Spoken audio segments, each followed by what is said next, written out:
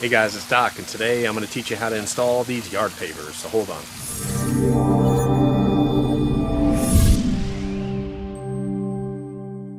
Hey guys, had a bunch of people ask about my pavers out in my lawn, and it's real simple and easy to do, so I'm just going to go over a few quick and easy tips. Plus, I'm going to show you how to trim them, which is always a problem. So we've only been in this house less than a year, but we wanted to put in some pavers down to the pool. So I'm going to show you the overall pattern real quick and what we did.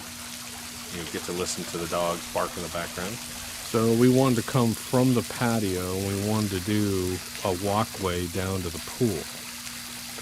And I did that, and it took me about one full afternoon, or actually 2 full afternoons to do it. And I'm going to show you how I did it real quick. The first thing I want to do is talk to you about the pattern. What we did, very simply, is we went to Google and we typed in pavers, yard pavers, and we looked, and you click on images, and what you'll be able to see is be able to see a whole bunch of different patterns. And that's really what we did, is we played around with some patterns, some images we found on Google. We didn't want a straight line to the pool, so this one goes out and back down and around. And now I'll warn you, the wife was involved with me, so we changed it 3 different times. So let me tell you next what kind of paver I used. And personally, I wanted something that was a little more natural. And so these are the sandstone pavers from from Home Depot. Lowe's didn't have any, so I had to go to Home Depot and buy them. And they're not cheap. They're like $7 a piece, so it's not a cheap project. But these really look nice. They're more natural looking than anything else. So let me tell you the next step in this whole process. All right. So the next step in this process was I had to count off how many I thought I would need, and I was pretty close. I didn't have any extra, as a matter of fact. I could have used one more maybe. And then we sort of looked at the patterns, the images that we found. The next thing we did is I just laid out the bricks. I just laid them out. And then I went back in, got her, and she said, no, I want it to go the other way. So I had to relay them out.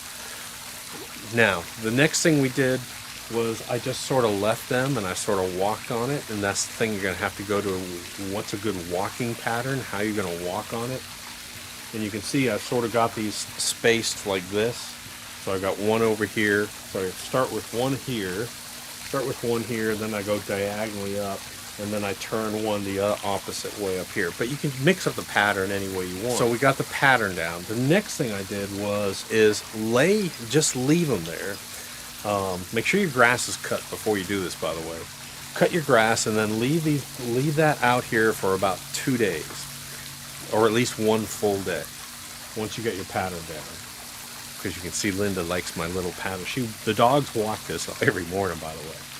So you leave them down for 24 to 48 hours, and what ends up happening? Especially on Bermuda, the grass below it will turn yellow. So what I was able to do now is I was able just to move one and have a yellow grass spot where that paver was, and then go with the shovel and just trace that spot and dig it out approximately 2 inches. What you want to do is you only want to have about 1 inch of sand underneath it, and get it level with the grass. I'll get a little closer with you and show you. And then just get some fine sand, or actually coarse sand, regular play sand that has a little bit of rocks in there too. Put in 1 inch, put it in, pat it down, play with it, move it around, and get it settled in. Fill in the edges with the sand, and that's basically it. So, but that's I think one of the keys is to leave them down there for 1 to 2 days until you get that yellow sort of or off color grass pattern color. That really saved me a bunch of time. I was just able to go with the shovel, take it off, cut out that little pattern, and then I had my hole for the sand to go inside. I just used regular sand. So you can see, I'm going to pull this back a little bit. You can still see a little bit of the sand sometimes in there. But it's kind of it's a mixture of coarse and fine sand. And I put this stone level with the ground, level with the base of the grass. And these have only been in here, now of course this is Bermuda, so it grows like crazy. These have only been in here about 8 months. And I'm actually out here trimming them this morning, and I'm going to show you how to do that too. But you can see the pattern, and I think it's important to understand why when you walk down this path, you stay on one side. So as I'm walking down, let me get my feet. As I'm walking down, this is what I do. I walk down one side. And that's a very nice, gentle sort of pace. So now we can walk down to the pool. And we can get down to the pool without getting into all the grass. So that's what it looks like. Now, let me teach you about, and they'll settle in. If what I found is if you end up walking on them, if one of them sort of shifts, just pick it back up, put a little more sand in, pat it back down, and you're all set. Now, when it comes to trimming, let me teach you a trick about trimming, and this really holds true on Bermuda. Okay, so you can see this number one has not been trimmed. These two up here I have just trimmed. Try and do this without it darkening down too much. So when you have Bermuda on these things, of course, your runners are going to want to go here. Now, I only have to do this once every 4, 6, or 8 weeks. But here's what you're going to do, just like a haircut. You're going to pull this back, just like this. Very carefully, don't cut your fingers, go in and just trim it right at the base. So you pull it back, go right in, don't cut your fingers. And I'll tell you, this takes a little bit of time, so don't do it in the heat of the day. Pull it back carefully, don't cut your fingers. Can you tell I've cut my fingers once? Go back. I'm just using regular scissors. You can get nice and sharp lawn scissors, I guess, or shears. But that's all I'm going to do is I'm going to go in here and just keep pulling this back around. The reason why is when I do this, why can't you use a weed eater? You could, I guess, but when you use a weed eater, what ends up happening is the weed eater turns these stones all green. And I think you'll find that out, that when you use a weed eater the first time, your stones will turn all green. Eventually the green will go away, but it just looks like crap. So that's why I do it this way. I just pull it back, get a nice clean cut right at the base. And again, I only have to do this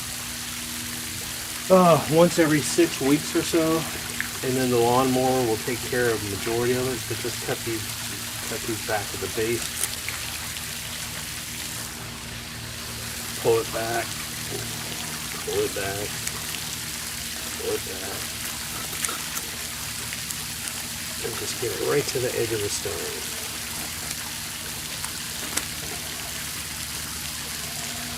And so you can see it.